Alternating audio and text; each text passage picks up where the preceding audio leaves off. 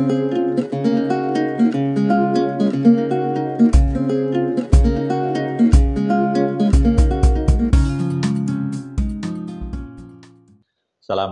warahmatullahi wabarakatuh.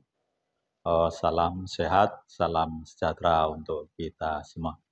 Saya ingin menjelaskan satu materi perkuliahan terkait dengan metode penelitian. Selama ini kita sudah membahas mengenai dua metode penelitian atau pendekatan penelitian yang kita sebut dengan metode kuantitatif dan juga kualitatif. Sudah saya jelaskan di beberapa video sebelumnya. Oleh karena itu ini lanjutan bahwa metode penelitian baik kuantitatif maupun kualitatif ini dapat dibedakan sebagai berikut. Misalnya kalau kita lihat yang pertama, perbedaan yang pertama terkait dengan desain atau dalam bahasa yang kita gunakan adalah proposal, gitu ya. Jadi proposal dalam metode penelitian kuantitatif itu spesifik, jelas, rinci, kemudian ditentukan secara mantap sejak awal. Jadi sejak proposal itu. Kemudian proposal itu juga menjadi pegangan ya langkah demi langkah di lapangan, sudah jelas gitu ya. Jadi penelitian yang kuantitatif itu sudah jelas gitu ya. Sedangkan metode kualitatif desainnya itu masih bersifat umum. Oleh karena itu mahasiswa dimohon untuk sebetulnya topiknya apa, masalahnya apa itu sudah cukup sebetulnya ya, karena desainnya adalah masih bersifat umum. Kemudian fleksibel itu artinya bisa berubah, berkembang tatkala kita melakukan penelitian, ya. Kemudian dan muncul dalam proses penelitian ya terus-menerus ya perkembangannya desain penelitian itu di lapangan sebetulnya gitu ya, dimantapkan di lapangan. Kemudian kalau yang proposalnya kuantitatif harus jelas sudah fix gitu ya, sebelum melakukan penelitian sudah fix. Sedangkan desain penelitian dari metode kualitatif ini lebih bersifat umum, ya. Kemudian yang kedua, bahwa tujuan penelitian dari yang metode kuantitatif itu adalah menunjukkan hubungan antar variabel, itu sudah dijelaskan sebelumnya. Menguji teori, ini berarti deduktif, ya. Mencari generalisasi yang mempunyai nilai-nilai prediktif. Jadi kalau sudah kesimpulannya seperti ini dari generalisasi maka bisa digunakan untuk memprediksi, gitu ya. Kemudian kalau kita lihat yang metode kualitatif, tujuannya itu adalah menemukan pola hubungan yang bersifat interaktif. Jadi bukan hanya hubungan antar variabel X dan Y, tetapi hubungan yang variatif, ya. Bisa X, bisa Y, atau yang bisa X itu bisa menjadi Y, Y itu bisa menjadi X, ya. Kemudian menggambarkan realitas yang sangat kompleks, ya, yang kompleks. Jadi fenomena atau realitas itu sangat kompleks. Kemudian memperoleh pemahaman, pemaknaan. Oleh karena itu, ini peneliti sangat penting karena memahami makna, gitu ya. Kemudian baru bisa menemukan teori.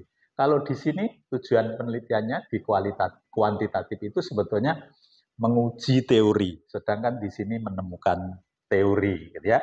Nah, kemudian berikutnya, nah, yang ketiga, tujuan penelitian yang kuantitatif itu eksperimen. Ya, tekniknya eksperimen, survei, kuesioner, observasi, dan wawancara yang terstruktur. Wawancara menggunakan sebetulnya kuesioner, gitu ya. Kemudian teknik penelitian dari metode kualitatif ini lebih participan observation, depth interview, dokumentasi, triangulasi dari berbagai metode tadi itu ya, observasi, kemudian wawancara, kemudian juga yang lain-lain itu misalnya triangulasi sumber dan lain-lain itu digunakan dalam penelitian yang kualitatif. Ya. Kemudian instrumen penelitian, jadi alatnya apa? Penelitian yang kuantitatif alatnya adalah tes, angket, wawancara terstruktur, instrumen yang telah terstandar. Jadi yang namanya instrumen ini berupa kuesioner itu sudah baku, tidak boleh salah penafsiran, gitu ya. Misalnya kata-katanya harus jelas. Karena siapa? Karena ini menjadi alat untuk mendapatkan data. Manakala instrumennya tidak jelas, maka orang akan menjawab yang salah, gitu ya. Oleh karena itu, dari sini kita bisa melihat bahwa instrumen penelitian ini adalah yang kita sebut dengan angket atau kuesioner. Sedangkan di dalam penelitian kualitatif, instrumennya itu adalah peneliti sendiri. Oleh karena itu peneliti disebut dengan human instrument, atau saya kadang-kadang menyatakan bahwa penelitian yang kualitatif itu peneliti itu menjadi instrumen, gitu ya, instrumen dari penelitian itu, karena baik buruknya dari suatu penelitian kualitatif itu tergantung peneliti sendiri. Peneliti tidak paham, maka hasilnya juga tidak bagus. Oleh karena itu dalam penelitian kualitatif ini pengalaman, pengetahuan untuk melihat data ya atau fenomena itu tergantung peneliti ya. Peneliti sebagai instrumen dari penelitian kualitatif. Sedangkan sekali lagi di instrumen penelitian yang kuantitatif itu angketnya ya, daftar pertanyaannya. Nah, kemudian kalau kita lihat selain itu buku catatan, tip, recorder, kamera, handphone, mungkin yang sekarang macam-macam yang bisa digunakan gitu ya, maka dan lain-lain ini bisa digunakan untuk mendukung hasil penelitian yang dilakukan oleh peneliti itu sendiri. Kemudian kita lihat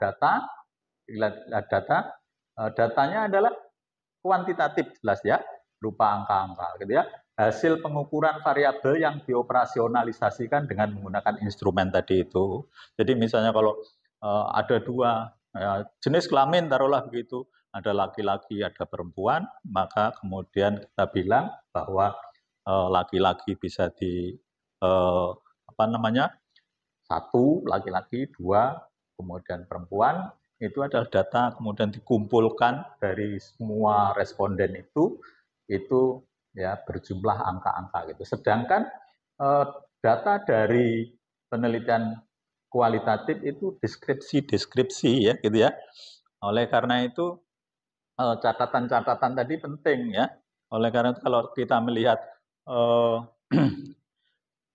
hasil wawancara kita, kemudian kita transkrip, ya transkrip itu sebetulnya hasil penelitian secara deskriptif, ya ditranskrip hasil wawancara kita, hasil mungkin juga catatan kita, dan handycam kita, kamera kita, kemudian kita transkrip.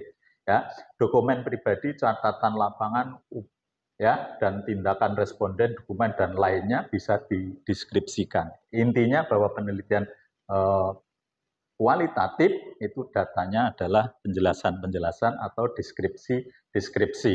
Kemudian berikutnya kita lihat sampel. Jadi penelitian kuantitatif sampelnya besar, ya tidak boleh kecil karena ada metodenya tersendiri itu ya, metode penelitian untuk menentukan berapa sampel itu ada metode. Oleh karena itu di dalam penelitian kuantitatif sampelnya bisa besar, ini ya sampel besar. Harus representatif. Representatif itu harus mewakili dari sampel yang besar itu, gitu ya. Kalau misalnya kita tidak bisa menentukan dengan misalnya teknik tertentu, gitu ya, maka kemungkinan sampelnya ini tidak bisa representatif dari populasi. Ya, oleh karena itu semua yang akan diteliti itu atau responden semuanya itu disebut dengan populasi, kemudian ya dari populasi itu ada sampel. Nah, sampel ini harus representatif, adalah bisa mewakili, gitu ya, mewakili dari populasi itu. Kemudian sedapat mungkin random ya, random itu artinya tidak pandang bulu, sama, ya, bisa ditentukan dengan model random itu dan ditentukan sejak awal sebelum penelitian itu dilakukan. Sedangkan penelitian-penelitian yang kualitatif, sampelnya kecil, bahkan satu kasus, satu orang kita bisa lakukan penelitian gitu ya. Nah, kemudian tidak representatif dari siapa-siapa, ya kalau kasus itu ya. Purposive artinya terpilih oleh peneliti, dipilih oleh peneliti, gitu ya.